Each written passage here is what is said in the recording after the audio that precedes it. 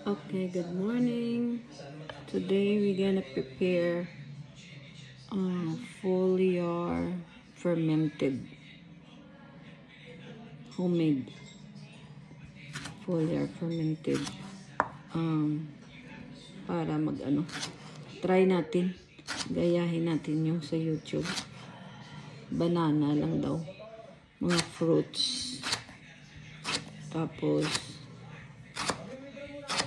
i-blend natin. Ito siya, pwede mo siya i-blend, pwede lang slicein, tapos i-stay mo siya daw, i-keep mo daw ng 1 week. The more longer, the more it's so lagay natin dito kasi mag-help daw siya yung how to give we're gonna use the old apple that I have. This is organic apple. I'm gonna save some of the seeds. Kaya i-try natin itanom. Yan, mahirap pala magtanom ng apple. Hindi siya basta-basta nag-grow ang seeds. Uy, ayan. Uy, ayan, may tumutubo. Oh my God, this is my may tumubo na. Oh my God. So, pabayaan ko lang pala kasi I tried to plant it in the soil. It didn't grow. Oh, there's one that is growing. Thanks God. Oh my God. Mayroon. So, ang tagal ko nag-antay. I've been waiting for so long na mag-grow. Tapos na-find out ko na hindi pala siya gina-direct sa soil. You have to soak it in a moist, Ayan. Look at this, guys. Oh my God. It's... Oh no. Look. It's growing. Look. May siya, lumalabas na. Wow. I'm lucky. Ko na sa... Lagay ko siya sa towel para mag-grow pa siya more. At saka ang sabi, it takes like months to wait until siya This apple is been here for 2 months na. Old na siya pero still crispy. Still crispy. Oh my God. So, ihintayin ko yan. I'm gonna use that. God. I know. Oh, I have more. Look at this. Some of them growing. Oh my God. Look at this. Oh, look. Yeah. We have... Oh my God. Yun pala eh. Hayaan mo lang pala sa mag-grow siya. Organic apple ito. My God, guys. I'm not sure kung pwede ko na sa ilagay. Oh, there's more here. My God, Lord. Ay, wow. Finally, I can grow apple na. Oh my God. Look. There's more coming out. Look at this.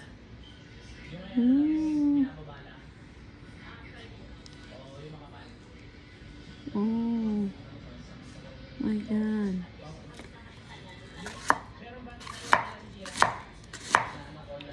Ready na kaya yan? Oh my God. Ilalagay ko siya sa damp. So, natin to, guys. I'm gonna put this in a damp towel.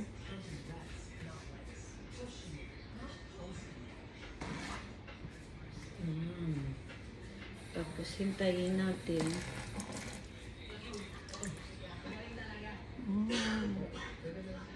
Oh yeah. I'll put it here. Kasi hintayin daw ito. Oh my God, nagtubo na. My God. I-separate ko to. Ito, i-separate. Kasi meron na siyang gamot. This one, I'll just put it on the fridge. Keep mo yan daw yan sa fridge. separate ko kasi ano na siya, pwede na siya.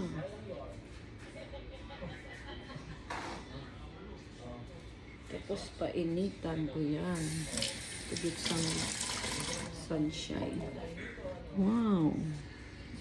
Wow, finally I got some. Okay. So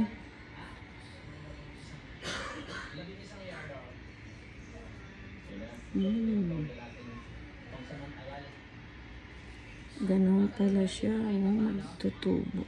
So guys, ito na. Continue what I'm doing. How to do fermented. So ang ratio natin. I-blend ko muna to.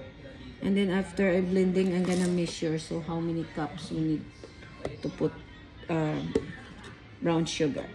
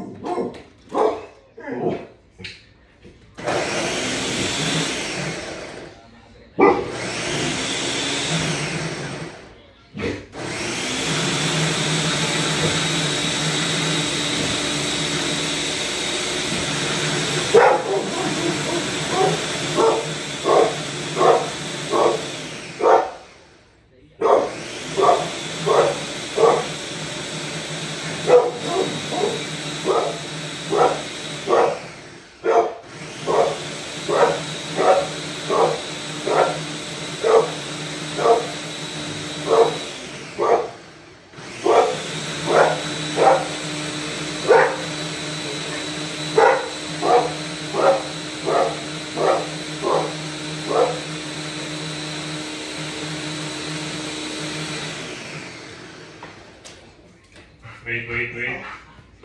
Okay guys, ito na siya. So, mi-measure natin siya.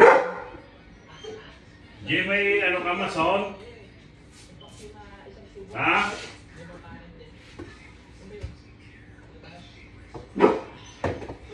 Doon na. Wala. Ito ga.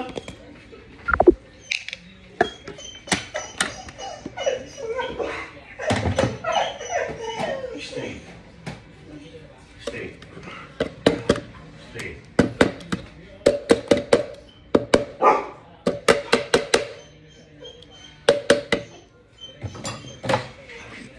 So, measure natin siya kung ilan. Wow.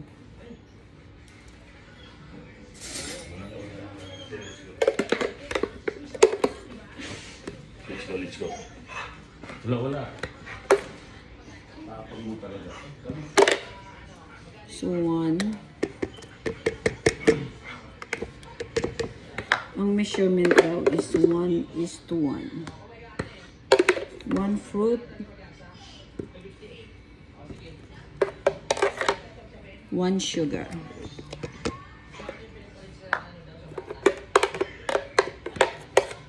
Then, ferment mo po siya.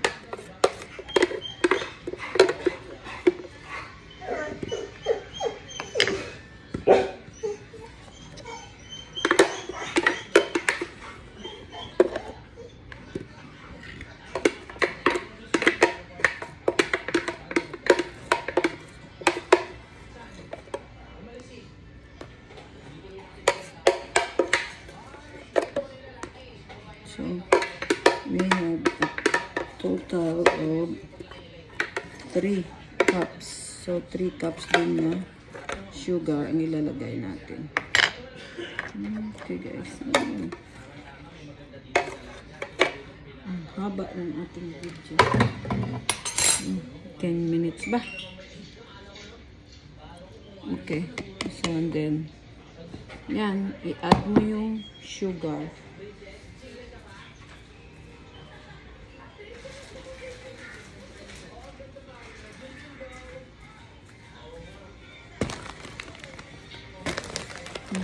Just use plastic or glass. Don't use metal sa soaking. So, 1.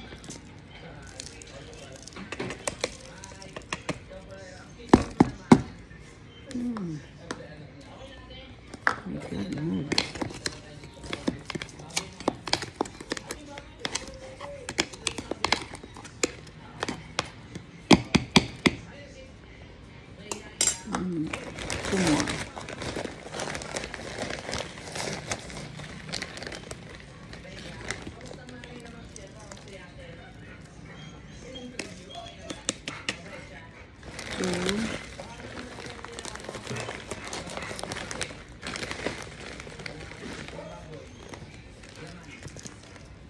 3. Oh, 2, 4. Hindi kasi. Oh my God.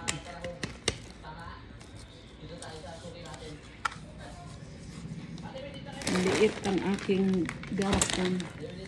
Oh my God. I don't have the bigger one.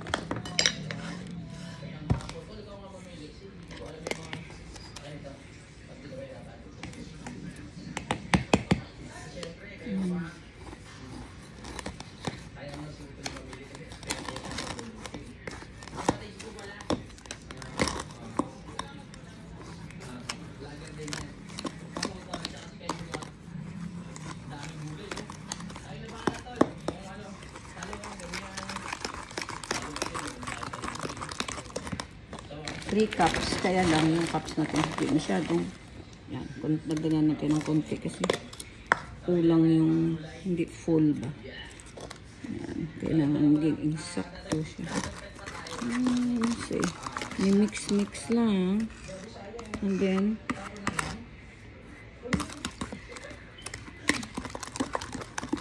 okay, ganun siya. So, ito try natin yan kung maging effective, guys. So, i-keep natin yan for 1 week. 1, 2, 3, 4, 5, 6, 7. Yan lang, guys. Tapos, itakpan, isi-sell. Our video is too long. Okay, bye. I'll keep you updated.